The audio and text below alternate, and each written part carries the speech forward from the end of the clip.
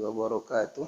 Innal hamdalillah nahmaduhu wa nasta'inuhu wa nastaghfiruh wa na'udzu billahi min shururi anfusina wa min sayyiati a'malina.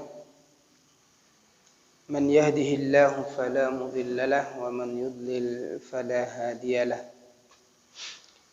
Asyhadu an la ilaha illallah wahdahu la syarika lah wa asyhadu anna Muhammadan abduhu wa rasuluh wa safiyuhu wa khaliluh salawatullahi alaihi wa salamuhu wa ba'd. Jemaah salat subuh yang sama dimuliakan oleh Allah, alhamdulillah selalu kita bersyukur kepada Allah. Pada pagi hari ini sama-sama kita bisa menjalankan kewajiban kita salat subuh secara berjamaah. Mudah-mudahan Allah Subhanahu wa taala senantiasa mengistiqomahkan kita dengan kebaikan-kebaikan ini hingga ajal menjemput kita. Salawat beriring salam juga selalu kita haturkan untuk baginda Nabi kita yang mulia, Nabi Muhammad sallallahu alaihi wasallam, segenap keluarga beliau, seluruh sahabat beliau, dan siapa saja dari umatnya yang selalu berusaha istiqamah dengan sunnah-sunnah beliau hingga hari kiamat mendatang. Jamaah kaum muslimin yang dimuliakan oleh Allah Subhanahu wa taala, pada pembahasan kita kali ini masih pada sirah nabawiyah dan memasuki pembahasan masa kenabian dan dakwah. Masa kenabian dan dakwah, atau dalam judulnya adalah an-nubuwatu wad-da'watu. Jadi masa kenabian juga masa dakwah yang ini nanti akan bertolak belakang ya 180 derajat dari apa yang kita uraikan pada pekan lalu, di mana sifat-sifat Nabi sallallahu alaihi wasallam yang kemudian diakui dan dibangga-banggakan oleh masyarakat Quraisy pada saat itu. Sifat beliau, akhlak beliau, etika beliau, bahkan ya kebiasaan-kebiasaan yang luar biasa yang memang menjadi catatan terbaik ya, masyarakat Quraisy pada saat itu terhadap diri beliau sallallahu alaihi wasallam. Maka oleh Syekh Al-Mubarakfuri, beliau dalam pembahasan tentang masa kenabian dan dakwah ini, beliau kembali mengingatkan kita bahwa wa bima taqaddama zikrihi tas'ad, ya, sebagaimana pembahasan sebelumnya yang telah kita sebutkan ya, tentang sifat-sifat dan kepribadian Nabi sallallahu alaihi wasallam, maka di sana kita dapati ternyata muncul ya, sikap ketidaksukaan beliau sallallahu alaihi wasallam terhadap ya, apa yang menjadi kebiasaan hidup masyarakat Quraisy. Artinya begitu luhur mulia akhlak beliau, tapi karena tradisi kehidupan bersosial, beragama pada saat itu yang begitu rusak, ya, jauh dari tuntunan ilahi, disinilah ya beliau berpikir keras bagaimana caranya mengeluarkan kaum yang notabene-nya mereka mengenal Allah, mereka mengenal akan perbuatan-perbuatan Allah. Maka dalam kenapa ulama Ahlus Sunnah kemudian membagi tauhid menjadi 3. Ini sekali lagi pembagian ini adalah bentuk dari ijtihad ya, dengan dalil-dalil yang ada, bukan suatu keputusan yang harus. Karena kalau kita lihat pun dari ulama-ulama salaf, ada ulama yang membagi tauhid cuma menjadi 2, seperti Imam Ibnu Qayyim rahimahullah. Ya. Pembagian 3 ini juga didukung dengan dalil-dalil yang ada. Ya. Dan ini supaya kita juga memahami kenapa masyarakat jahiliyah atau masyarakat Quraisy masa sebelum kenabian itu digelar setelah datangnya Islam, kemudian mereka dijuluki sebagai masyarakat jahiliyah. Jahiliyah bukan karena keterbelakangan mereka dari sisi peradaban dan yang lain-lainnya berhubungan dengan persoalan-persoalan dunia, tidak. Tetapi mereka jahiliyah karena mereka mengenal Allah, tetapi mereka tidak mau beribadah kepada Allah. Dalil-dalil yang mendukung tentang ini banyak sekali dalam Al-Quran. Misalkan Allah Subhanahu wa taala berfirman dalam beberapa ayat, wala in sa'altahum, dengan redaksi yang hampir mirip. Coba wahai Nabi Muhammad, coba tanyakan kepada orang-orang kafir Quraisy itu, man khalaqas samawati wal ard, siapa yang menciptakan langit dan bumi? La yaqulunna Allah. Mereka semua serentak mengatakan Allah yang menciptakan langit dan bumi. Bahkan dalam ayat yang lain, wa man yudabbirul amr, siapa yang mengatur alam raya ini? Mereka mengatakan Allah. Ya. Tapi dalam realitanya mereka tidak beribadah kepada Allah. Makanya dalam Al-Quran itu ada yang mengatakan, afala ta'qilun, apakah kalian tidak berakal? Ya, mengetahui bahwa Allah yang menciptakan langit, bumi, menciptakan diri kita, mengatur segala kebutuhan hidup kita, lantas kemudian dalam beribadah dan sebagainya justru mereka menyembah kepada berhala-berhala yang mereka punyai. Ya, baik itu Lata, Uzza, Manat, ya, dan yang lain-lainnya. Demikian juga berhala-berhala lain yang dimiliki oleh suku-suku yang ada. Maka disitulah Nabi berpikir keras dan muncul rasa tidak suka dengan tradisi yang ada. Ini aneh kan, gitu. Padahal mereka mengaku mereka adalah pewaris dari ajaran Nabi Ibrahim. Mereka merasa bahwa mereka mewarisi ajaran Nabi Ibrahim, tetapi kemudian jauh daripada apa yang diwariskan oleh Nabi Ibrahim alaihissalatu wassalam. Disinilah nampak ya mulai muncul rasa untuk tidak banyak berbaur dengan masyarakat. Makanya kita lihat di antara sifat beliau yang terpuji adalah beliau tidak terbawa arus bersama orang-orang yang seumur dengan beliau, mulai dari masa remajanya sampai menginjak usia matang, usia kenabiannya. Itu kita tidak pernah melihat dalam sejarahnya kemudian ikut berkumpul-kumpul ya, dalam ya sekedar senang-senang dan seterusnya, beliau nggak pernah. Dan ini kemudian sampai pada sikap beliau, ya, beliau mengambil jalan untuk apa? Sampai beliau mengatakan wal amaliyah bainan nabi sallallahu alaihi wasallam baina qaumi. Nampak ada sekat amal, ya, interaksi antara Nabi dengan kaumnya. Wa tafaqa yuqal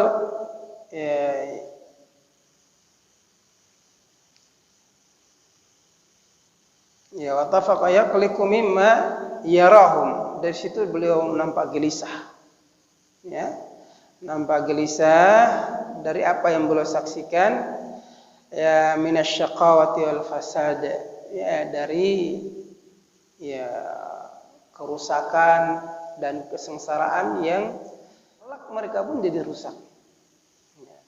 Akhlak mereka pun juga jadi rusak. Bukan hanya akidahnya saja yang rusak. Karena orang kalau sudah rusak akidah, maka nanti merembet pada akhlaknya. Salah satu bukti rusaknya akhlak adalah peristiwa yang kita kenal dengan apa? Hilful fudul, ya. Ketika mereka sepakat untuk tidak lagi berbuat kezaliman di tengah kota Mekah. Itu kan kesepakatan orang-orang Quraisy karena melihat muncul tokoh-tokoh yang berbuat semena-mena. Pokoknya kalau ada kabilah mana yang dipandang kabilah tidak punya kedudukan, berdagang masuk ke wilayah kota Mekah, maka mereka pura-pura untuk memborong tapi nggak mau bayar. Pura-pura memborong tapi tidak mau bayar. Dan ini kan akhirnya imbas ke sana. Kenapa? Kok sampai akhlak begitu rusak? Karena berangkat dari ketika rusak akidahnya. Kalau sudah akidah itu rusak, makanya akhlak itu rusak. Ya. Ini sebagaimana dalam sebuah kisah yang berkenaan tentang jawaban Ali bin Abi Thalib kepada 3 orang pendeta Yahudi yang datang bertanya kepada Umar bin Khattab radhiyallahu anhu tentang 6 perkara. Tapi salah satu yang beliau ungkapkan itu apa yang menyebabkan pintu langit itu tertutup, atau kapan pintu langit itu tertutup. Di saat itu karena Umar ingin menjelaskan kepada kita bahwa tidak semua permasalahan itu harus dijawab oleh khalifah. Walaupun mungkin beliau bisa jawab. Apalagi kita kenal Umar itu adalah malhum, orang yang mendapatkan ilham. Makanya Nabi SAW mengatakan, "Lau kana ba'di nabiyyan lakana Umar." Seandainya sesudahku itu ada nabi, maka dialah Umar. Tetapi la nabiyya ba'di. Tidak ada nabi setelah aku. Tapi disepakati oleh para ulama, Umar itu orang yang malhum, orang yang mendapatkan ilham. Berapa banyak apa yang beliau kemukakan dan beliau harapkan, kemudian Allah membenarkan harapan-harapan itu. Termasuk ayat-ayat tentang hijab. Itu kan salah satu usulan Umar bin Khattab. Ya. Dan masih banyak lagi beberapa ketentuan-ketentuan syariat Islam yang itu berangkat dari harapan dan keinginan Umar bin Khattab radhiyallahu anhu. Nah, ketika beliau ditanya, sebenarnya beliau bisa jawab. Tapi beliau ingin membuktikan, mengajarkan kepada kita bahwa tidak semua permasalahan itu harus dijawab oleh orang yang dipandang mampu. Ya. Apalagi dia seorang tokoh, tidak semua harus. Maka beliau kemudian minta Ali yang jawab. Ketika dijawab oleh Ali tentang kapan pintu langit itu ditutup, yang dijawab oleh Ali bin Abi Thalib adalah manakala orang berbuat syirik. Ketika orang berbuat syirik, maka pintu langit tertutup. Doa kita tidak akan tembus ke langit dan tidak akan tembus sampai kepada Allah Subhanahu wa taala. Nah, ketika itulah hilang keberkahan. Hilang keberkahan hidup. Nah, ini yang dirasakan oleh Nabi sallallahu alaihi wasallam, melihat fenomena yang begitu menyedihkan, menyakitkan, ya, keadaan yang sangat parah menurut beliau. Maka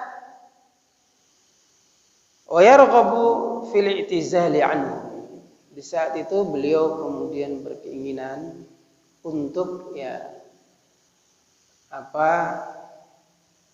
menjauh, atau paling tidak i'tizal, berlepas diri atau menutup atau membatasi hubungan beliau dengan kaumnya. Dengan cara apa? Wal khalwah bi nafsihi, dengan cara yaitu menyendiri.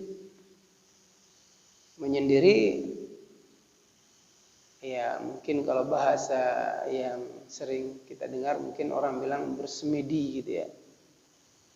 Menyendiri.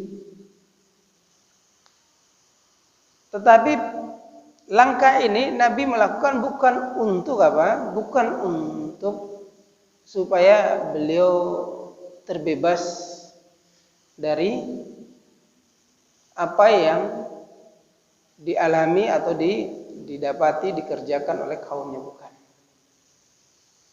Beliau menyendiri di sini adalah ma'at tafkirihi fi sabilin yunjihim minat tasa'ati wal bawari. Beliau menyendiri guna untuk apa? Memikirkan jalan keselamatan bagi kaumnya dari apa? At-tasa'ah, dari kebinasaan wal baur dan ancaman ya kehancuran. Ini yang beliau lakukan. Jadi bukan menyendiri dalam rangka untuk memikir yang penting bukan saya, yang penting saya tidak terlibat, bukan. Beliau menyendiri, tapi beliau kemudian berpikir keras, bagaimana nih jalan keluarnya? Apa kira-kira solusinya untuk kaum seperti ini? Artinya bagi beliau itu aneh, ajib. Ajibnya apa? Ya mereka mengenal Allah tapi tidak mau beribadah kepada Allah, kan jadi masalah.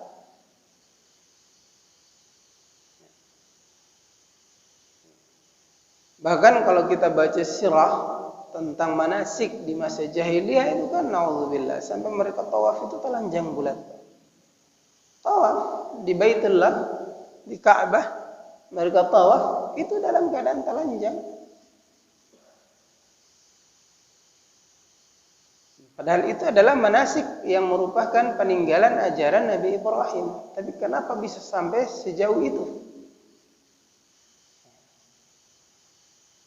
Nah, ini kan kondisi yang beliau melihat, beliau lihat, beliau saksikan, dan itu beliau amati.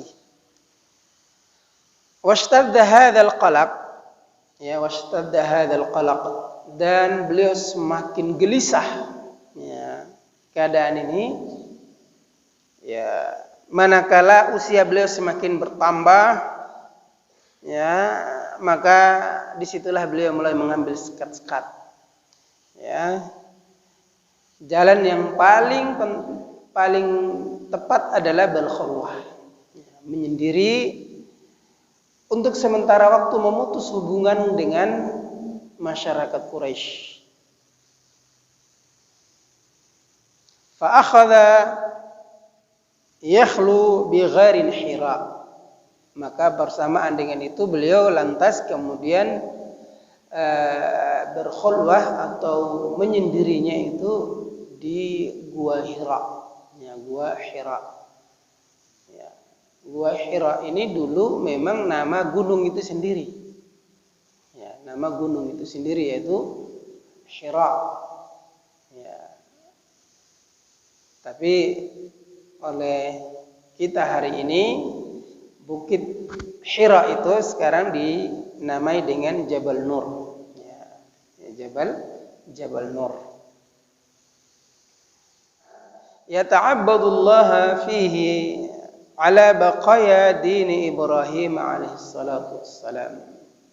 Beliau menyendiri di Gua Hira itu dalam rangka untuk beribadah kepada Allah dengan cara, ya, dari ajaran peninggalan Nabi Ibrahim alaihissalam, sisa-sisa peninggalan Nabi Ibrahim alaihissalam yang beliau ketahui, ya, yang beliau ketahui, karena terjadi pergeseran yang drastis, dan ini adalah sunatullah, ya, jamaah yang dirahmati. Sunatullah ketika terjadi sebuah pergeseran, ya, makanya Nabi kemudian menjelaskan bahwa setelah Nabi itu tidak ada lagi kenabian, tapi yang ada adalah muncul apa? Al-Mujaddid, ya, muncul tokoh-tokoh pembaharu. Pembaharu bukan mendatangkan ajaran baru, tapi pembaharu itu adalah mereka yang datang untuk kembali memurnikan ajaran Islam yang pernah diamalkan oleh Nabi dan para sahabat.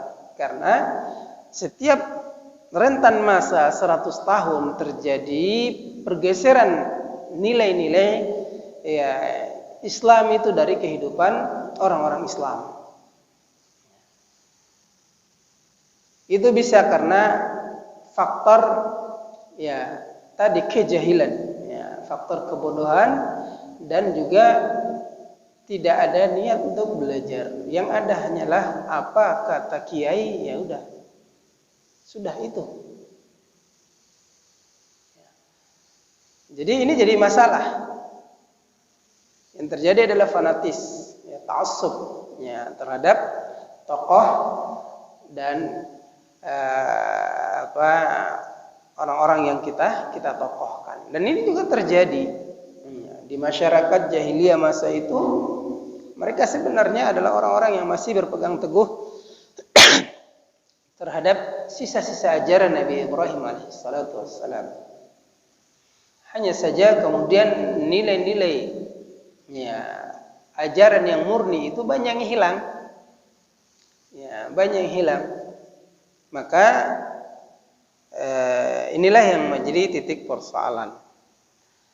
Nah, Nabi SAW ketika di Gua Hira itu beliau beribadah kepada Allah dengan cara ibadah yang merupakan sisa-sisa peninggalan Nabi Ibrahim alaihissalatu wassalam. Disitulah beliau kemudian bertafakkur, ya, memikirkan tentang pencipta alam raya dan bagaimana harusnya kemudian kita mengenal lebih jauh tentang Allah dan seterusnya. Wa dzalika min kulli sanatin syahran. Ya, beliau melakukan pengasingan diri itu beliau lakukan setiap bulan dalam setahun sekali. Melakukannya selama 1 bulan dalam setahun sekali. Jadi beliau melakukan itu kurang lebih 1 bulan dalam setahun sekali. Wa huwa syahru Ramadan, dan beliau melakukan itu tepat di bulan Ramadan.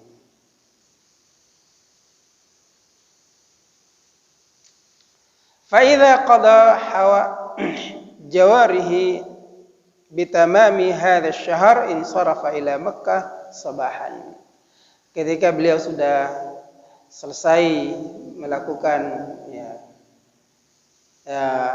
khalwatnya atau tahannusnya, berdua-duaan dia hanya dengan sang penciptanya, yaitu Allah Subhanahu wa taala, selama 1 bulan, maka beliau segera kembali ke kota Mekah, ya, sabahan, di waktu pagi-pagi hari, fayatufu bil bait, ya, fayatufu bil bait, dan sebelum beliau pulang ke rumah maka beliau tawaf dulu di Ka'bah.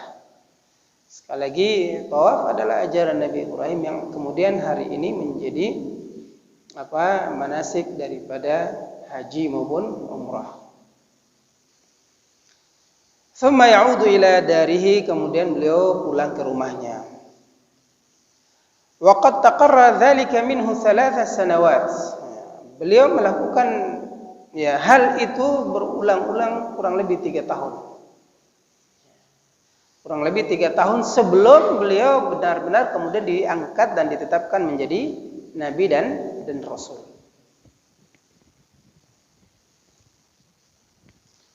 Maka kata Syekh Al-Mubarakfuri, falamma takamulu lahu 40 sanah, ketika usia beliau sudah menginjak atau memasuki 40 tahun, wahia sinul kamal, dan ini adalah usia yang matang, usia yang sempurna dari kematangan seorang, dari masa pertumbuhan dari kanak-kanak kemudian menjadi remaja, naik menjadi pemuda, terus sampai kepada dalam bahasa Arab namanya rijal, ya. Rijal itu orang yang sudah mulai masa peralihan antara masa pemuda kepada usia matang, ya. Dan usia itu adalah usia 40 tahun. Ya.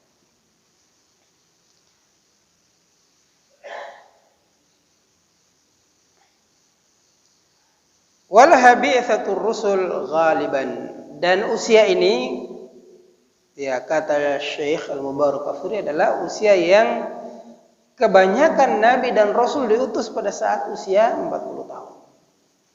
Seluruh Nabi-Nabi dan Rasul mereka diutus memang pas genap usia mereka 40 tahun.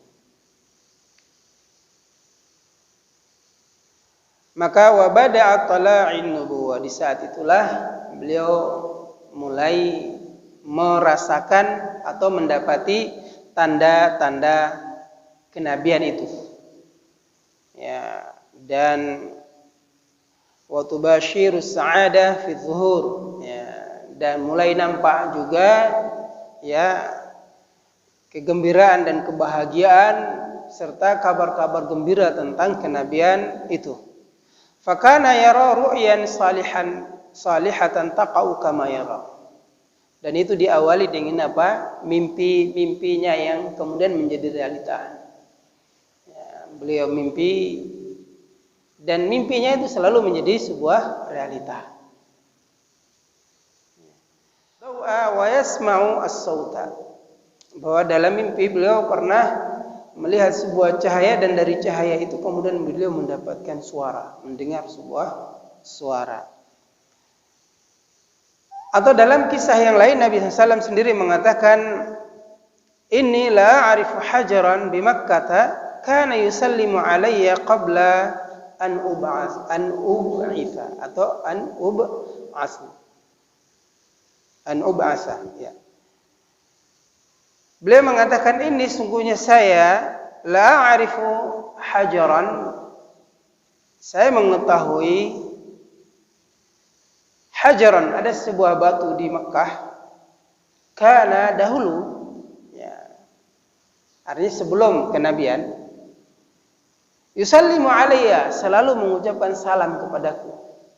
Ya, kalau beliau melewat, maka batu itu selalu mengucapkan salam kepada Nabi SAW. Qabla an ub'asa, sebelum saya diutus.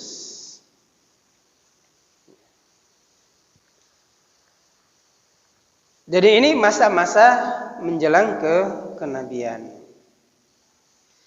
Selanjutnya kata beliau, bidayatun nubuwah wa nuzulul wahyi. Ya, awal mula kenabian dan diturunkannya wahyu.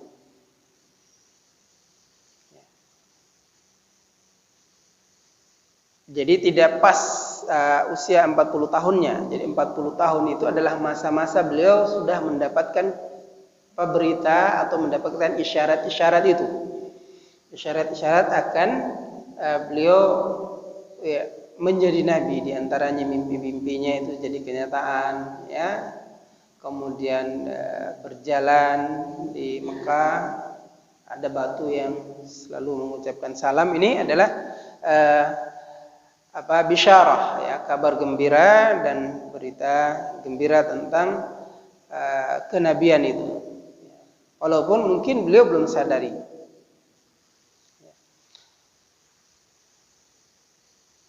Syekh Al-Mubarakfuri kemudian mengatakan, falamma kana fi Ramadan min sanatil hadiyata wal arba'in, dan tatkala di bulan Ramadan pada tahun ke-41 dari kelahiran Nabi Shallallahu Alaihi Wasallam, artinya usia 41 dari kelahiran, ya, dari umur beliau SAW, wa huwa mu'takifun bi ghari Hira'in, di saat itu beliau sedang i'tikaf, ya, di Gua Hira, ya, berdiam diri di Gua Hira untuk apa? Yadhkurullaha wa ya'buduhu. Beliau banyak berzikir kepada Allah dan beribadah kepada Allah dengan cara yang beliau ketahui dari sisa-sisa ibadah yang merupakan peninggalan Nabi Ibrahim. Faja'ahu Jibril. Tiba-tiba beliau dikagetkan dengan hadirnya malaikat Jibril bin nubuwati wal wahyi, yaitu menyampaikan atau membawakan nubuwah kepada Nabi SAW dan juga menyampaikan wahyu.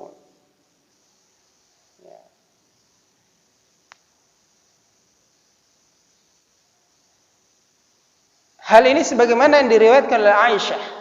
Coba kita dengarkan bagaimana Aisyah radhiyallahu anha mengisahkan tentang awal mula kenabian Nabi sallallahu alaihi wasallam.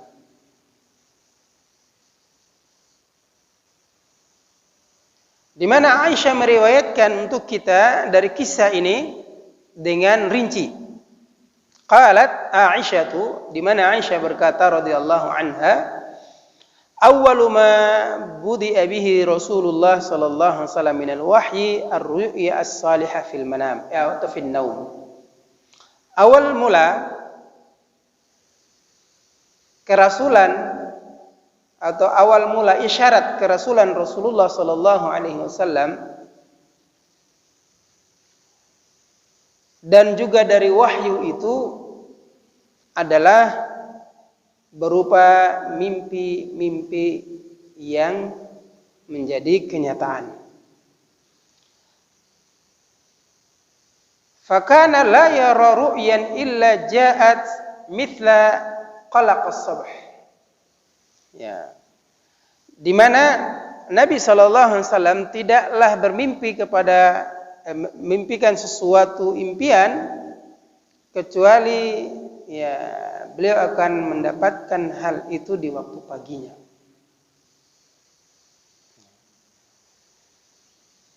Thumma hubbiba ilaihi al-khala. Karena mimpinya begitu terus, ya, selalu mendapatkan sebuah kenyataan, maka beliau kemudian rasa keinginan untuk menyendiri. Artinya beliau sudah merasa nih ada yang aneh, kenapa selalu mimpi realita ini realita dan seterusnya. Maka ada keinginan untuk beliau menyendiri. Ya.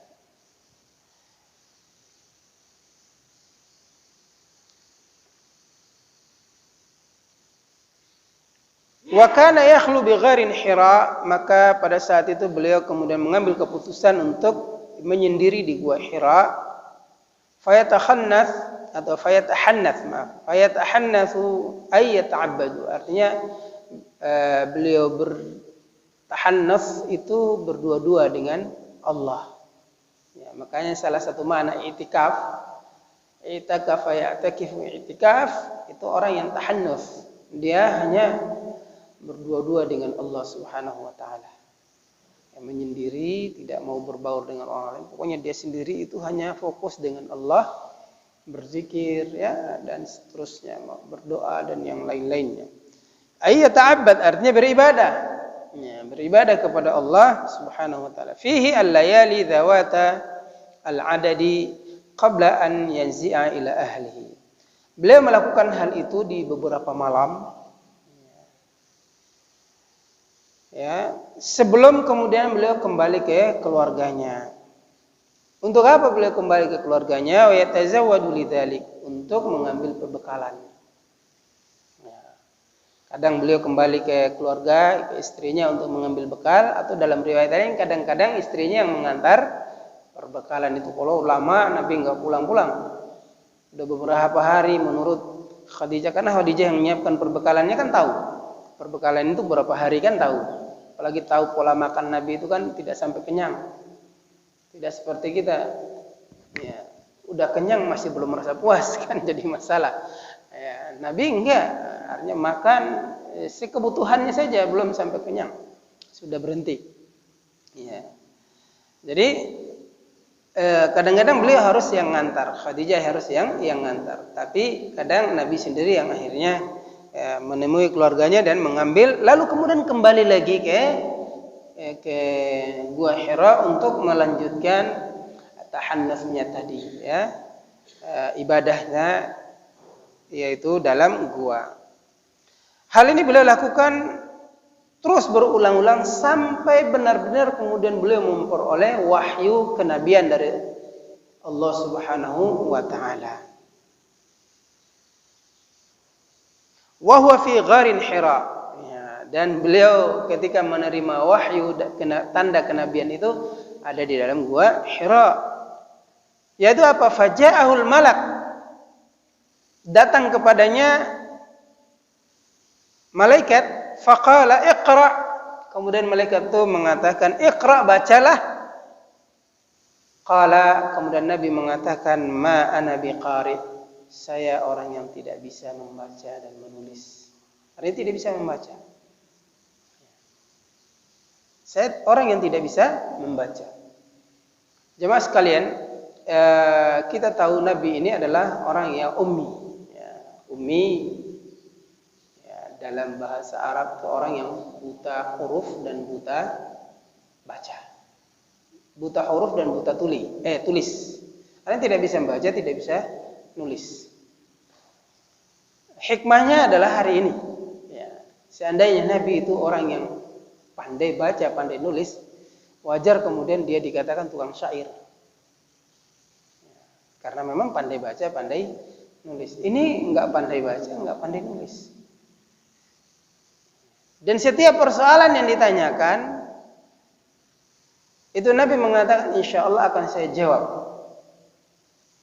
Kapan? Tunggu wahyu. Kan begitu. Maka kemudian selalu dijawab. Dari setiap permasalahan yang diajukan dan ditanyakan kepada beliau. Dan jawabannya itu kadang-kadang mencengangkan orang-orang Quraisy. Jadi ini yang luar biasa. Makanya wajar kemudian di sini dikisahkan ketika malaikat itu datang dan meminta untuk membaca, tentunya Jibril ya, meminta untuk membaca, apa kata Nabi? Ma ana biqari, saya orang yang tidak bisa membaca. Faqala, kemudian Nabi mengatakan, fa akhadhani faghattani hatta balagha minni al-juhd. Lalu malaikat tadi memegang saya dengan erat, faghattani, kemudian dia mendekapku. Ya, bukan kalau memeluk kan begini ya, ini mendekap. Jadi betul-betul erat banget. Ya. Hatta balagha minni al-juhd, sampai saya mengalami kepayahan. Susah bernafas. Ya, saking kerasnya dekapan itu sampai Nabi mengalami kepayahan. Tsumma arsalani, kemudian beliau melepasku. Faqala iqra, kemudian malaikat tadi mengatakan bacalah. Qultu ma ana biqari. Lagi-lagi Nabi mengatakan saya orang yang tidak pandai membaca. Ya. Maka malaikat Jibril mengulangi lagi pembuatannya tadi. Dipegang Nabi, dekap dengan dekapan yang kuat sampai Nabi mengalami kesulitan bernafas. Ya. Setelah itu dilepas lagi. Kejadian itu berulang-ulang sampai 3 kali dan hal yang dijawab oleh Nabi adalah hal yang sama, bahwa ma ana biqari. Ketika Jibril meminta membaca, Nabi mengatakan saya tidak bisa membaca. Diulang-ulang sampai 3 kali. Lalu kemudian pada peristiwa yang ketiga kalinya, setelah dilepas, kemudian Jibril menuntun Nabi SAW untuk membaca dengan mengatakan faqala iqra bismi rabbikal ladzi khalaq khalaqal insana min 'alaq iqra wa rabbukal akram alladzi 'allama bil qalam 'allamal insana ma lam ya'lam. Bacalah bismi rabbikal ladzi khalaq, dengan nama Rabbmu yang telah menciptakan seluruh makhluk. Khalaqal insana min 'alaq, khususnya menciptakan manusia dari 'alaq, dari gumpalan daging. Iqra wa rabbukal akram, bacalah dengan nama Rabbmu yang maha mulia. Ya. Alladzi 'allama bil qalam, yang zat yang mengajarkan ya manusia, yang mengajarkan ilmu dengan qalam, dengan pena. 'Allamal insana ma lam ya'lam, yang mana Allah yang mengajarkan manusia dari apa yang sebelumnya mereka tidak ketahui. Nah, ini jamaah yang dirahmati Allah, maka dalil ini sering dipakai oleh para ulama tarbawiyah sebagai dalil tentang wajibnya belajar, ya wajibnya menuntut ilmu itu dengan banyak membaca. Tidak ada orang yang pintar itu hanya berandai-andai dan berangan-angan.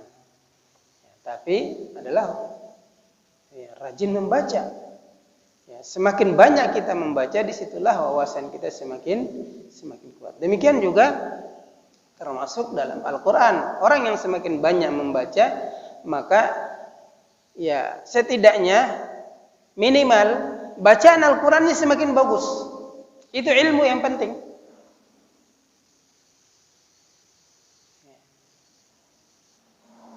Itu ilmu yang penting. Jadi minimal bacaan Al-Quran kita semakin bagus.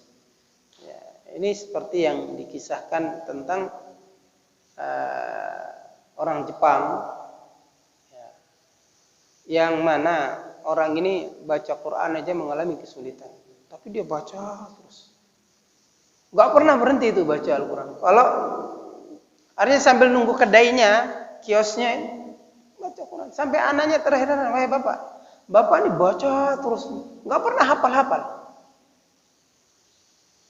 Maka dia, wahai anakku,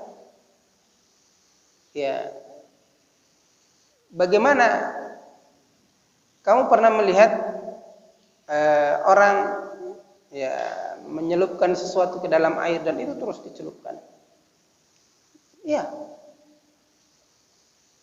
Artinya kira-kira ada nggak yang menempel dari benda yang dicelupkan kepada air itu? Adalah. Seperti itu yang Bapak inginkan. Setidaknya dengan terus membaca ini, paling nggak ada yang berubah dari bacaan ini, ada yang nambah dari bacaan. Itulah ilmu. Jadi membaca adalah bagian daripada metode Allah Subhanahu wa taala mengajarkan kepada manusia tentang mengenal ilmu itu sendiri.